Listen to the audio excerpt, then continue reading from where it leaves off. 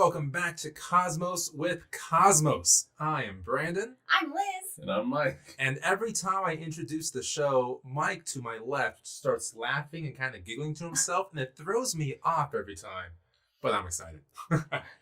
Because today's episode is a big one. Oh, It's about, is it? Yeah, it's about big things. Big things, Some yeah. of them go boom. Some of them go boom, some of them don't go boom, some of them go quietly into that good night. Some become rather really dark. I don't know. Okay. Anyway, we're talking about stars today, guys. We are talking about stars. What are they? What's going on inside? And The types of the them. types of them, yeah. Who Because there's knew? many different kinds. Different kinds of stars.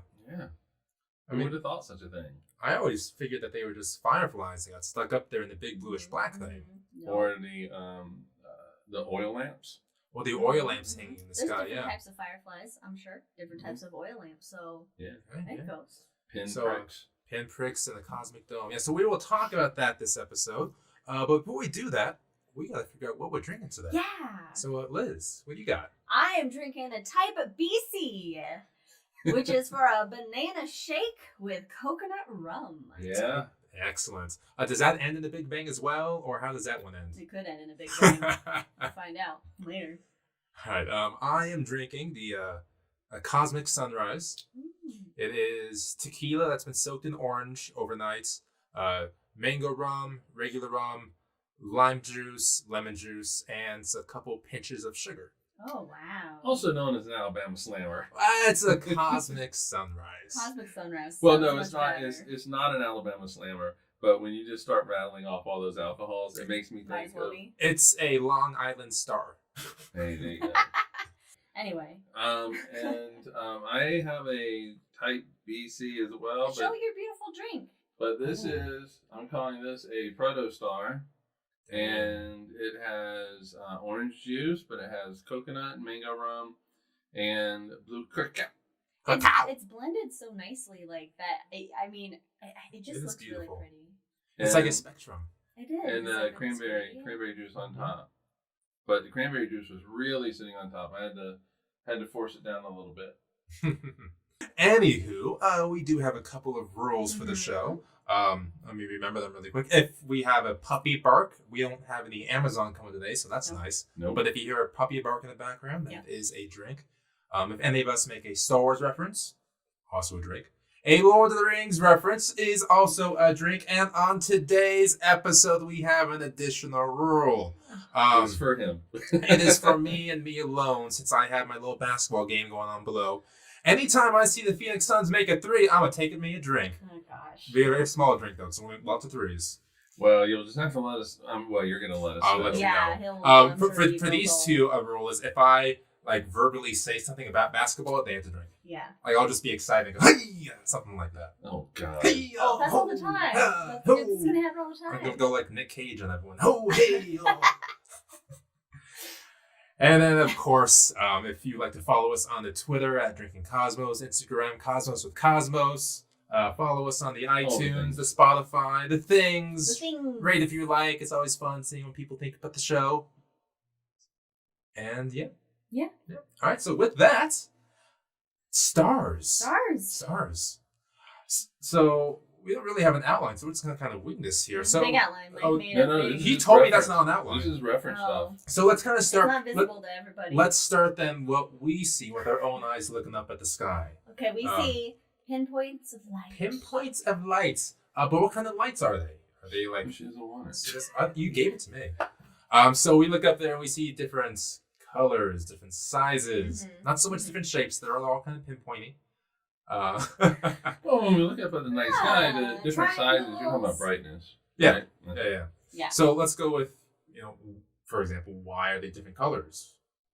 Why is that a thing? Why is that a thing? Well, we have different types of stars that are then different colors. Why do you have different types of stars? I And then don't why are they different colors? Well, let's think about how stars form in giant clouds of gas and dust, which you can find more about on our Little Fluffy Clouds in Space episode that we did last time. That's up now on all your whatever platforms that you want to listen to it on or watch it on. Just watch it on YouTube. But anyway. And so depending on the amount of material that starts to accumulate, and that has accumulated before the star then reaches nuclear fusion and turns on, that determines how big your star is going to be, right? And the type of star, yeah? Yeah, it's all about size, right? So, That's All about size. all what about he size. Much said. like you would find in playoff basketball, it's all about the size and how your Wait, interior we gotta defense take a is. drink now? No, no, Jeez. you're good. God. You're good. Um, This is my mind. yeah, well, the colors come about because of the temperatures of the stars, and so, Is that similar to like when you light a flame or a torch and you can see different colors in the flames? No, because those are you're burning different chemicals on those, and so with a star, the outer atmosphere is predominantly hydrogen, helium, and so its color is all based on the temperature, and so really hot stars are going to be blue in color, and the really cooler stars are going to be red in color. And for regular stars, you can say that the blue stars are the bigger ones, actual size wise, bigger ones, and red stars, talking about for regular main sequence stars, are little tiny things, little small stars, Little tiny things. little tiny things, Relatively speaking. relatively speaking. Yes. So yeah. And then you kind of said a phrase there, main sequence stars. Mm-hmm. What's that, Liz? Well, the main sequence stars are the stars that are on the main sequence of their lifespan. So they're in the main, part of their lives, which it occurs after they are born and ignite into nuclear fusion. That's basically the birth of a star. And then they go through their fuel supplies until they reach basically sort of a breaking point, if you will, depending on the size of the star. Of course, larger stars burn their fuel more faster, or faster. And so they have shorter lifespans and die very violent deaths. And then smaller stars, they're like your Prius. It goes through fuel a lot slower. It lives longer and then has a nice quiet death, relatively speaking. So when they start to die, then they move off the main sequence into various stages, whether it's red giant to white dwarf or black hole or whatever. Can I modify that? Yeah, you can modify everything, Fancy Physics Man, because I'm just talking out of my ass. No, they move off the main sequence when they stop burning hydrogen. So when they go, okay. Yeah, so when they start burning hydrogen. Oh no! Oh God, is that a drink, everybody? I don't know what that is because It's drink because basketball things have happened. Well, Somebody fell. there goes the series. Someone's faking an injury. No, it's a real one. He's the leader of the team. We're in trouble. Oh, he looks like he's just being way over dramatic. Knew this was a bad well idea. they've cut to a commercial, so he must be dying. Gosh, this is gonna be. Shall Jack we just says. close this? Jack says blue stars make up for the tininess of Smurfs. Yeah, Smurf compensation. yeah. But when a star, a star is born in this big cloud of gas, like we talked about a few weeks ago, and then when they start burning hydrogen and helium, they're on this main sequence of this HR diagram, Hertzsprung-Russell diagram. Oh, vocab term. or names of people.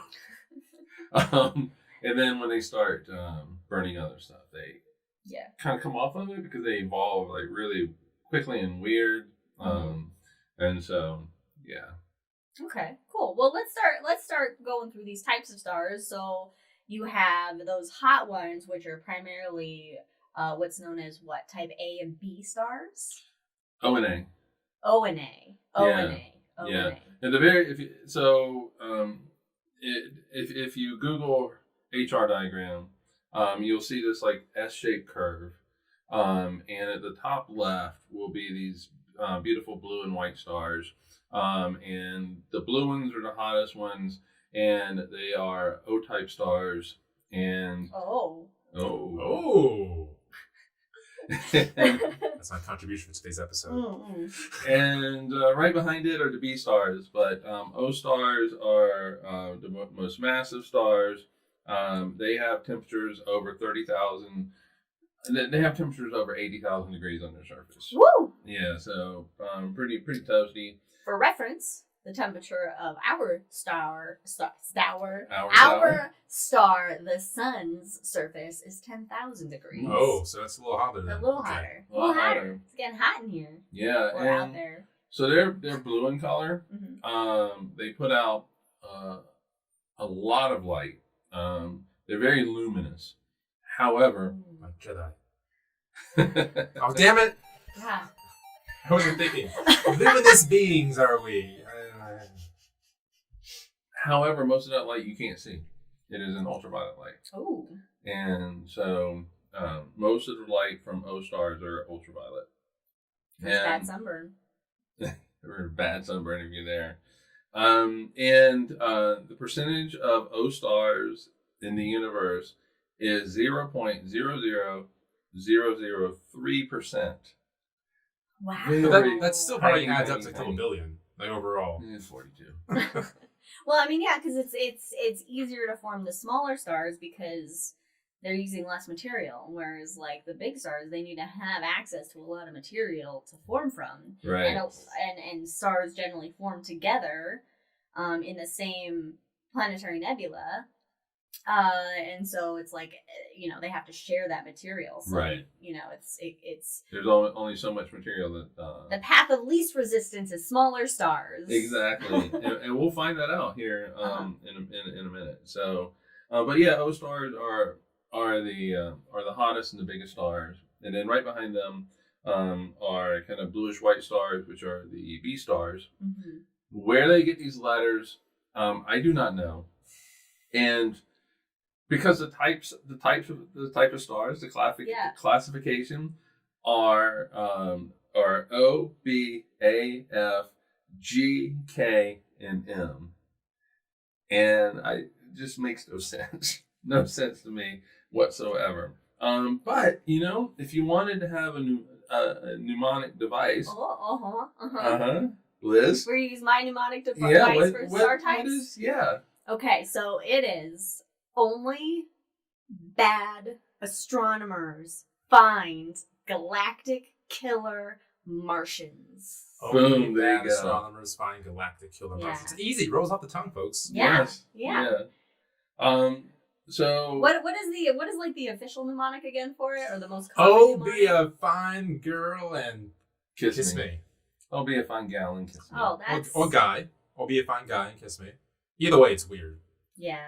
Yeah. Yeah. So No, that's too, hashtag me too. Clearly, this was made a very long time ago. oh god, yeah. Yeah. So yeah. So O is the hottest. B's next. And so as we go down, these are going to be cooler stars. A stars are white stars. F stars are actually white stars as well. And then you finally have G stars, and the most famous G star there is. We see it every day. Hopefully, it is Polaris? the sun. Oh. Yeah, what is Polaris? I'm not sure what Polaris is, but the sun is actually a G star. I think it's G2 star.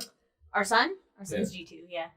And it's a yellow star, but it puts out most of its light in the green wavelengths. Ooh. Yeah. So why don't we see green for this star? Our eyes are not set up for it. Damn, that'd be cool. See some green stars. Yeah, our eyes just aren't set up for it. Yeah, they all kind of combine together and it just becomes white.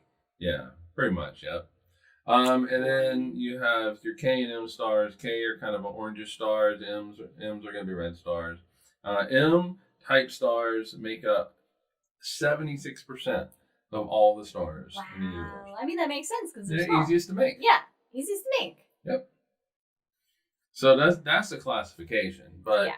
I mean, you do have so you have what you call protostars, which is when they aren't really stars, but it's when the initial cloud of dust and gas is kind of the baby collapsed down. stars, the fetal stars. It's collapsing. It's the fetal stars. Yeah, and then you have Tory stars. Embryonic stars. Embryonic stars, yes. Embryonical. Embryonical. Then you have Tory Stars, which is going to be a star that is collapsing down and gets most of its energy from gravitational energy. It hasn't started actually fusing hydrogen into helium yet. It's actually about the same temperature as a regular star on its surface. However, it's brighter because it's actually bigger because it hasn't built up that pressure in the center yet. And then it ignites, you get a main sequence star. And then after that, you have things like, red giants, red supergiants, like Betelgeuse is a red supergiant. Betelgeuse. Yes. White dwarfs, neutron stars, black holes. But those are white dwarfs, neutron stars, and black holes are all red stars. You have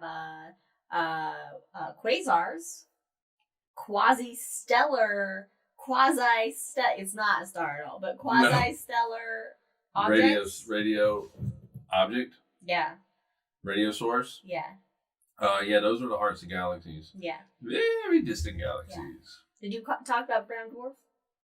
Oh, brown dwarfs are, they will never be a star. They are not big enough to be a star. They're kind of in that intermediate range between something like Jupiter, big gas giant kind of planet, and an actual small star. So what's the line then between a gas giant and a star? Obviously, nuclear fusion. That's what it is. Yeah, that's the line.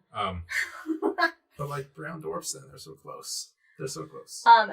Could you have a brown dwarf in a binary system with a star and able to pull material from it in order to then become a star?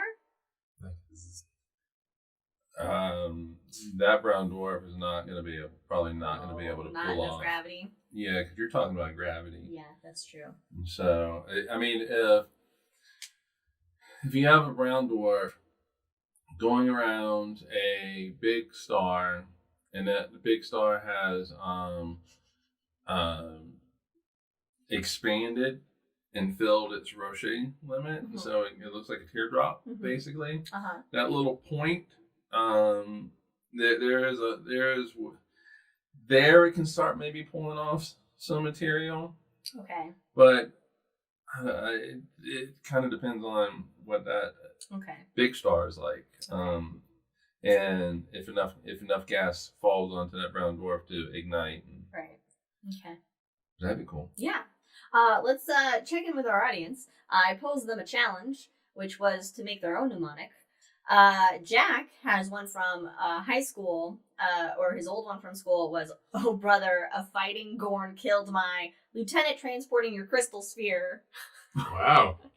And Katie came up with that. Jack's gonna steal now for his students, but Katie and Adam came up with older bats and fat ghosts killing monsters. That sounds good.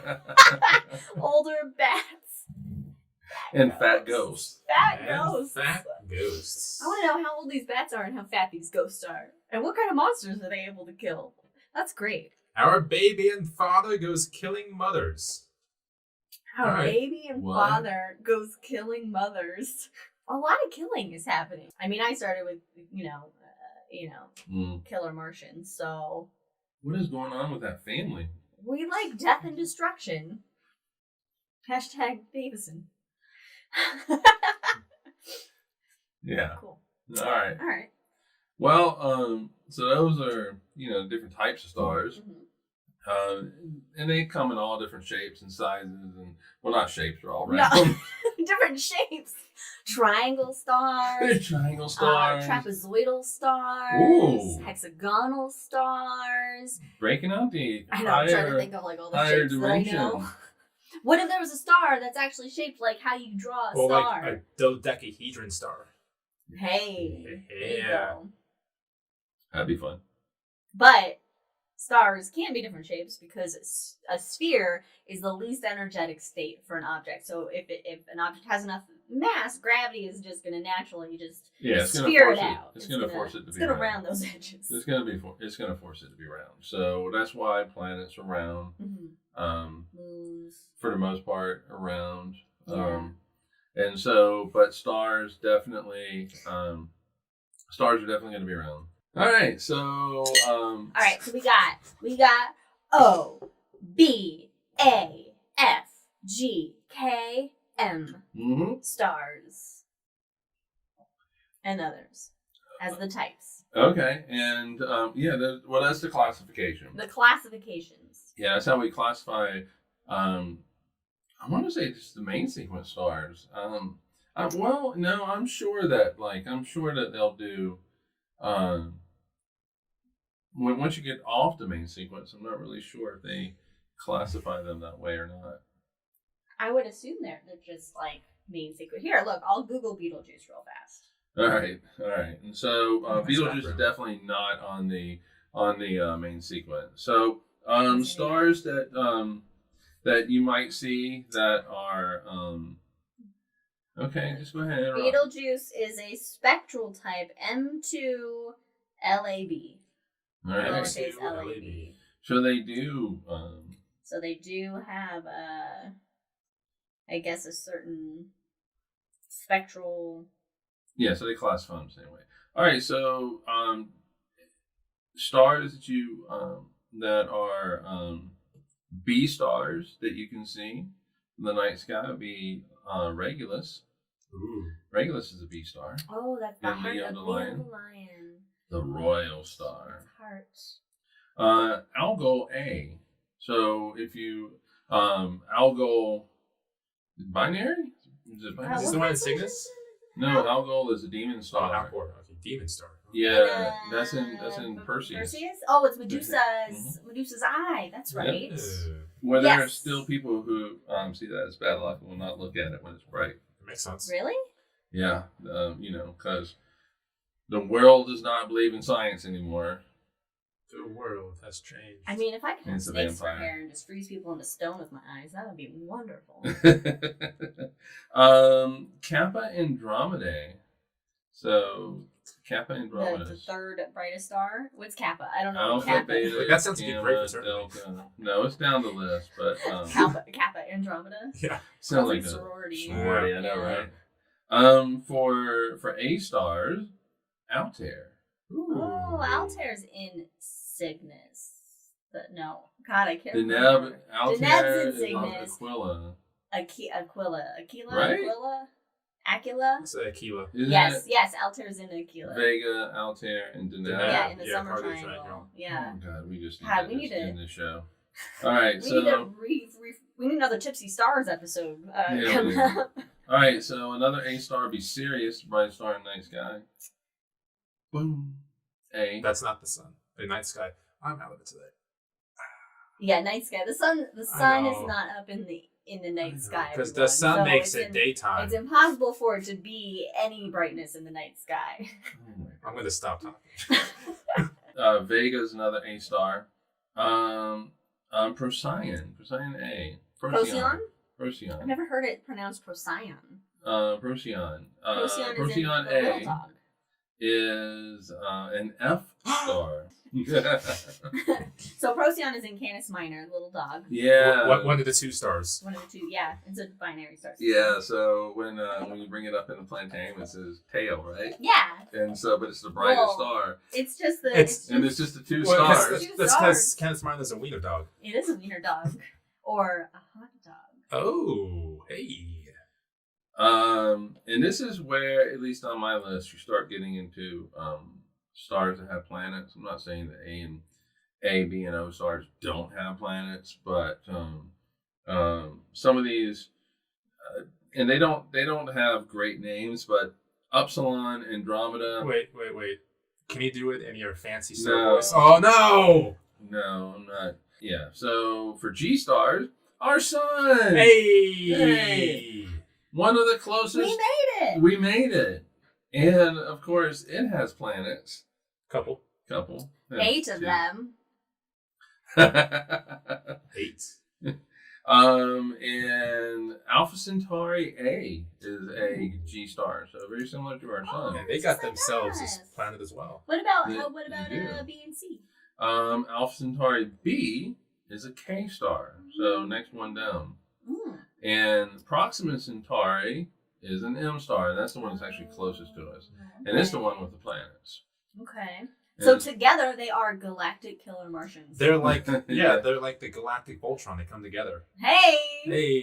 Hey! So so those are the classifications of stars. But like I said earlier, they do come in, different types, and it all depends on kind of where they are in their evolution.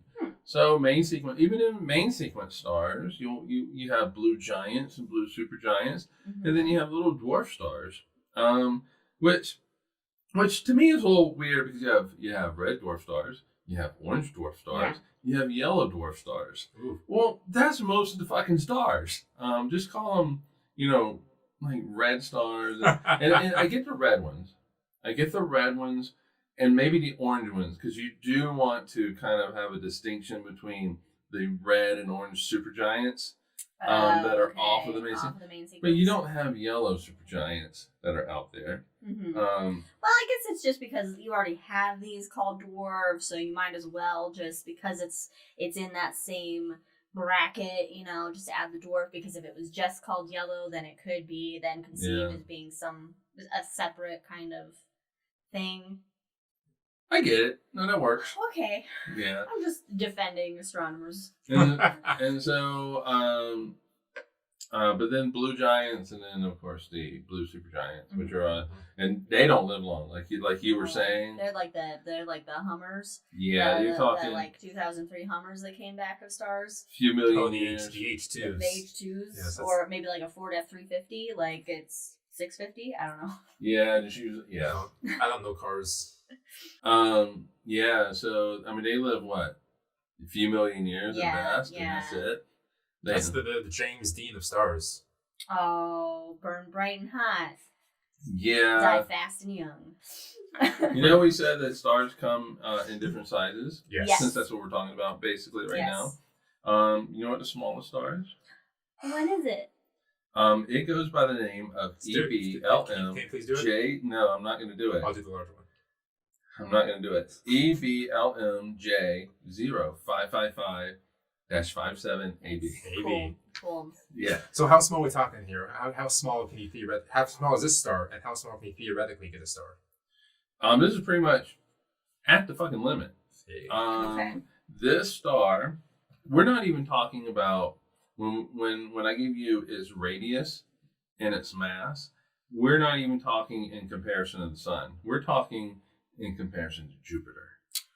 Wow. So this is only 85 times larger than Jupiter, and for 80 times. Large mass-wise. Yeah, you need to be 80 times more massive than Jupiter to become a star. Yes, this star is 85.2 times the mass of Jupiter. Right.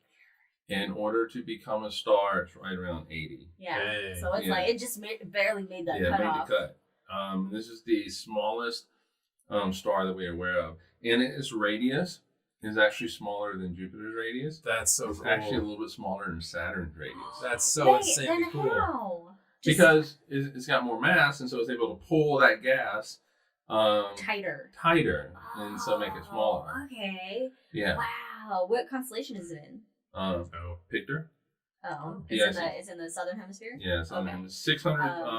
630 light years away. Okay. Well, and this type of star, because of the size of it, and then it's not going to be that bright. You definitely need a telescope to see it. I'm guessing probably a good telescope, like a Hubble telescope, maybe.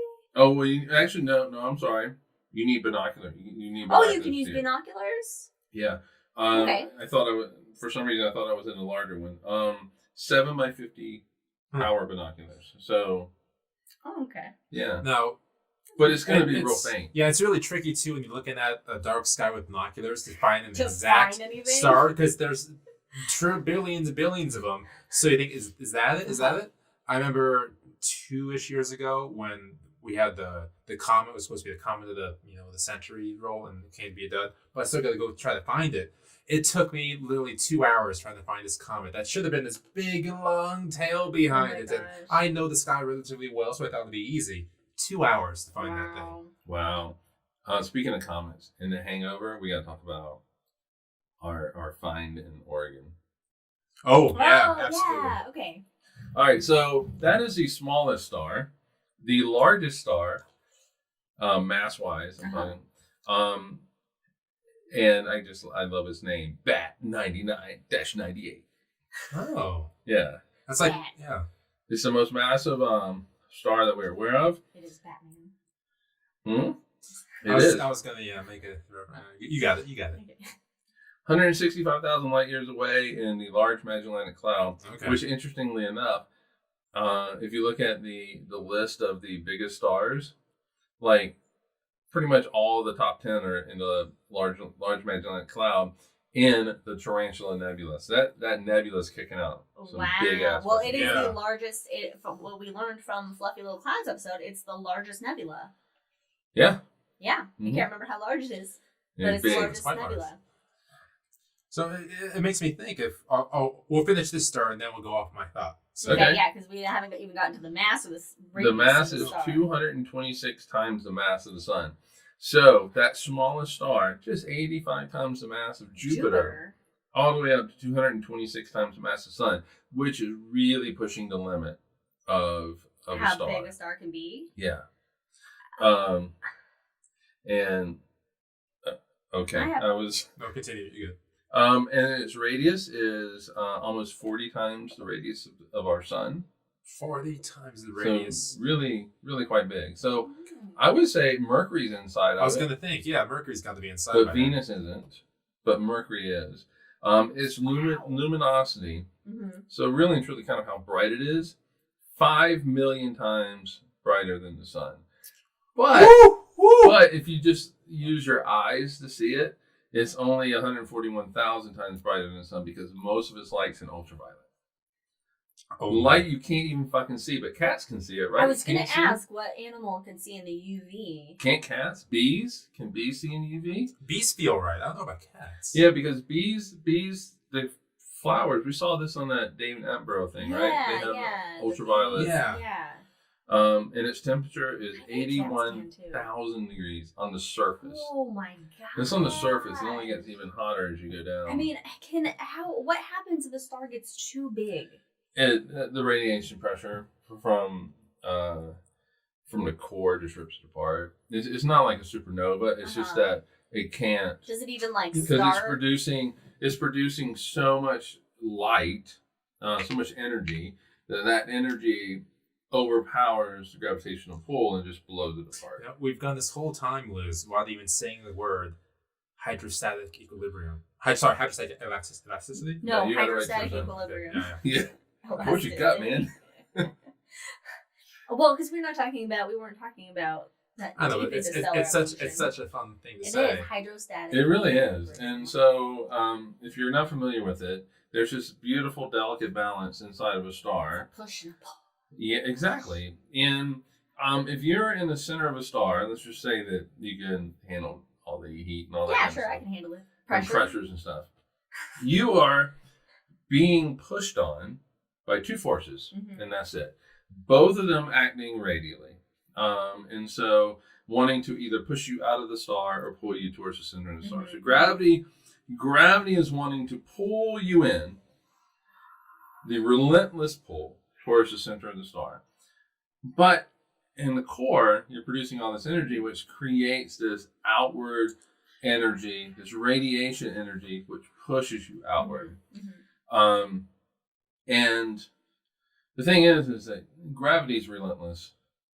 It's going to win in the end, in one fashion or another, and it does. But that radiation force, and it's the same thing. That's the force that like people want to use, like solar sails to go flying through the universe. It's the radiation force and the solar wind from stars. What are we talking about? I don't know. Well, I have The something. largest star. Largest star. Speaking of large stars, so that's the largest one we know of near the galaxy, of course, 'cause it's tough to see individual stars outside of the galaxy. Yeah. However, remember a couple years ago, the Hubble took a good long look at Andromeda and brought back that super high definition picture. Oh, And then you can actually see individual stars in that galaxy. So I'm curious, like, I'm sure there's not a way to know, or there might be because people are smarter than I am. Like, if there are any stars on that scale of mass that we saw in Andromeda. Because I don't think you can measure it based off that picture. I think you need more and that's what I was thinking. Contextual data and observation to be able to determine the mass and size of a star, right? Yeah. I mean, you need its luminosity. Yeah, I mean, you can tell a lot. Yeah, we got some So- stellar candles. I'm sure we got that. I mean, you can look at a star like there's these OB stars, Wolf Rayet stars. I thought you said obese stars at first. I was thinking OB associations, but which is like a star cluster kind of thing. But there's these Wolf Rayet stars that have they've depleted the hydrogen out in their outer atmosphere, and so they are heavy elements in the outer atmosphere of these stars, and so you can look at those and you can kind of tell. I mean, from its light, you can deduce its temperature. Temperature is related to mass. Can we see those in the Andromeda galaxy? Like, how many stars in, like, say, Andromeda are we able to actually deduce that from? I mean, that's a good information question. or learn about or see what the star types are? That's a good question. I mean, I don't know.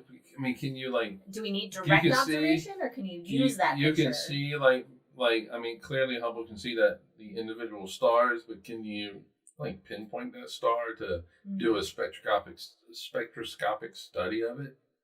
I wonder if there's a telescope that could be bigger than a Hubble Space Telescope that we could launch further out from, million miles out or so, that could possibly. It's the James Webb Space Telescope. It's gonna launch very soon. What's in the works? When was it supposed to launch? Billion years ago. 42 years. It was supposed to originally launch, I think, only in 2018. Oh wait, no. Sorry. Originally 2010. But that was back in the original drawings and so forth, and things got added and changed, and it was 2015 and 2018. Okay. Now it's maybe this year, maybe next year. Maybe 5 years from now. But it's got to be really soon, though, because the only rocket that's taken up there, the Ariane 5, I think it is, it's being retired, so they can't make it anymore. So it's kind of up against the wall. So what is the name of this rocket? The Ariane 5? It's called the Ariane 5, yes. Why? It's a French rocket. They're right? Come on, French.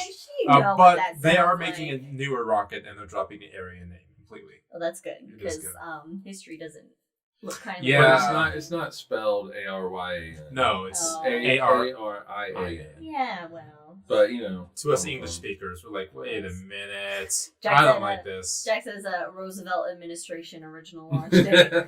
So the Roosevelt administration has a great history with science in this country, starting with the Endless Frontier with Vannevar Bush. So that's a different episode. I was just saying, for our son, why don't we just kind of talk about our son? Let's bring it home. We'll bring it back home, and then we'll hang over. Yeah.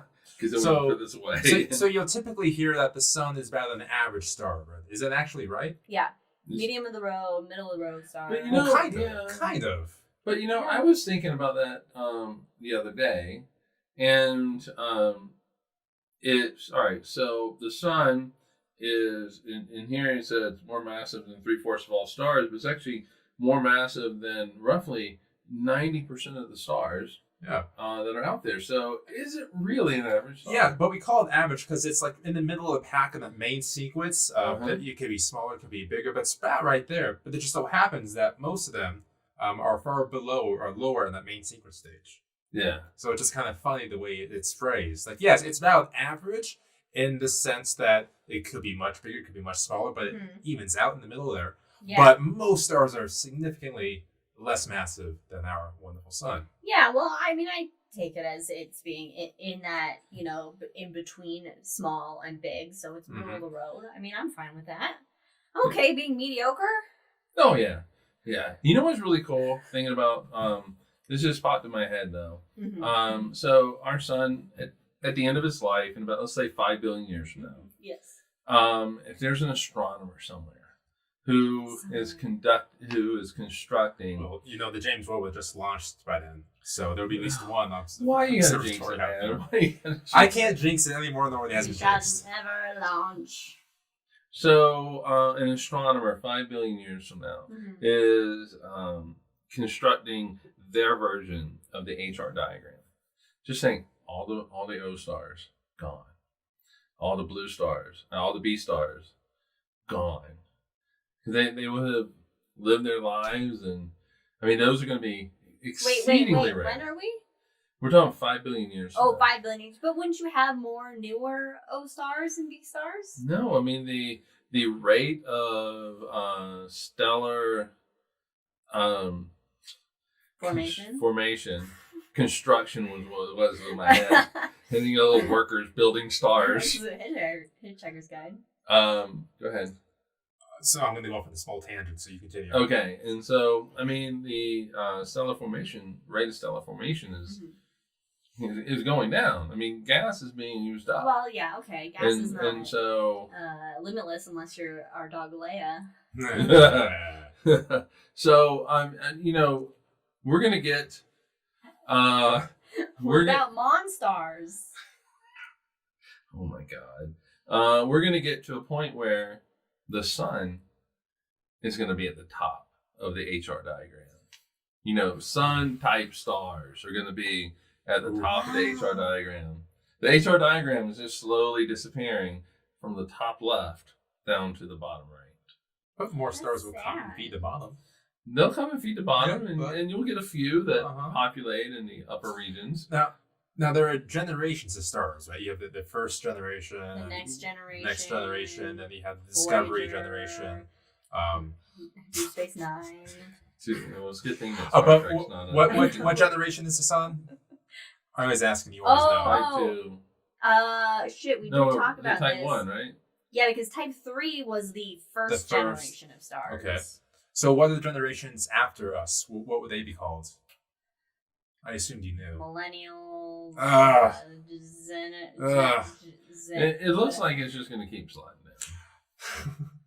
So, 42, generation 42. Yeah. But there will come a time when new stars are no longer being formed, and entropy can't be reversed, and that'll be that. There'll just be one lonely. Eventually, there'll be one lonely hydrogen atom hanging out. Before that, it decays. One lonely hydrogen IB. I'm sorry, Beastie Boys popped in my head. One lonely beastie IB. Okay, what was your tangent that you're going to go on? So my tangent is that it reminded me of a short story. Story time by Isaac Asimov called The Last Question. This kind of jumps through time, but inevitably has some people asking the computer, how can entropy be reversed? And the computer goes, there's insufficient data for an answer. Oh, okay, whatever. And they drop the question. They come up again a couple hundred years. Same question. How can entropy be reversed? There's insufficient data. And it goes through this until the end of time. And these last scientists, they're on the last cusp of trying to survive because all the stars have gone out. The hydrogens are worn out. So they're trying to figure out how can we reverse this entropy so we can all survive. And so that's just a really cool short story explaining entropy. Well, if I give you that, I'll spoil this 50-year-old short story. There is an answer. It starts over again with the Big Bang because the computer figures it out how to reverse entropy, and it begins a whole new Big Bang. But when they die, then because there's a new Big Bang. Yes, they do die, but at that point, it's a couple billion years in the future, so they're just energetic beings. There's beings of wisps of energy, basically. So in the next gen episode where there's the energy beings that. Yeah. And also in Lower Decks when there's an energy being and they just capture it and give them new stuff. Yeah. There's an equation that describes it. Oh. Delta S is greater than 0. Oh, that makes sense. Yeah, thermodynamics. What's the shape of delta? No. Oh, the triangle? Change. Mm-hmm. Yeah. Change. Yeah. So basically, it says that the universe is going to go from an orderly to a disorderly state. And so if I had known about that equation when I was a kid, my mom would have said, clean your room, I'd be like, I can't. Physics, Mom. Delta S greater than 0. That would be a cool tattoo. And just walk away. Ooh, that's a good idea. That's a cool tattoo. I do need a Utah tattoo. Yeah. So I mean, it's such a small formula, right? I mean, it's but it has huge implications. Like the universe goes from an orderly state to a disorderly state, and so right after the Big Bang, all the forces of the universe were unified. That is the orderly state. Wait a minute. So all these forces in the Earth, they all came together in one giant Voltron galactic entity? Is that what you're saying? That's what I'm saying. That's You know what I'm saying. Sometimes it's the smallest equations that carry the greatest weight. Drink!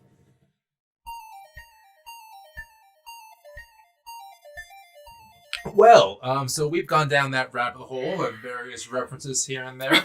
So we were talking about the different types of stars overall, and I think we went through the HR diagram. Mm-hmm. We talked about the what was the phrase?